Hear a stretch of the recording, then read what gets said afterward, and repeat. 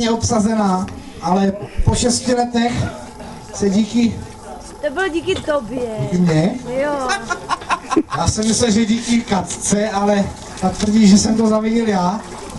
Nicméně 5násobní vítězové Pája Ševčík a Danek Zouhar se letos rozpadli. Díky Katce. Díky Katce nebo mě. Pája hrál s Pájou Rosenbergovou, dcerou od pana Rosenberga. Roberta nevím. A Danek hrál se svou nastávající Katkou, takže ani jeden z nich se nestal vítězem. Čtyřhra byla velice vyrovnaná, do finále se probojovali staří a mladí. To je krásný, vole. A věřte nebo nevěřte, finále bylo velice dramatické. Staří vedli již 5-2, mladí to ovšem stáhli, ale staří se nedali.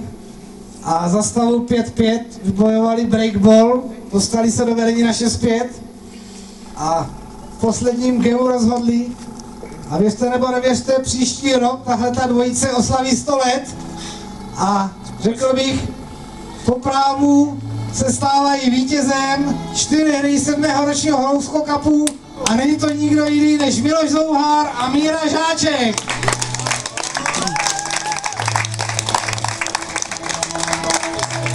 Takže poprosím tuhle 100letou dvojici, aby přišla na plac a určitě si s náma podělí o své pocity, protože tohleto vítězství je podle mě naprosto nečekané a Miloš, který čeká na vítězství v Hlousko Cupu již 7 let, se této posty dočkal poprvé, takže já ti gratuluji, nebudu se tě na nic ptát, jenom se tě zeptám, jestli k tomu máš pár slov. Nebudu se tady, bez komentáře. Co bych řekl, ale momentálně nic nenapadá. Jako, dali jsme si s Mirem cíl, postup ze skupiny a dostat se dál trošku dál, ale nakonec se nám podařilo hodně a došli jsme do finále. A v finále se nám podařilo teda ze štěstí vyhrát. Takže to byl Miloš Zouhar, Míra do první. Jsem spokojený, že mám první místo a Miloš řekl všechno za mě. Že se zase ve zdraví domů. Takže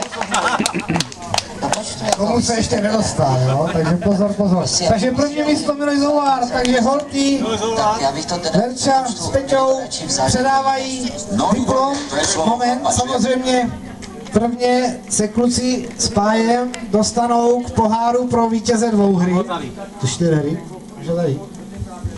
Takže Pája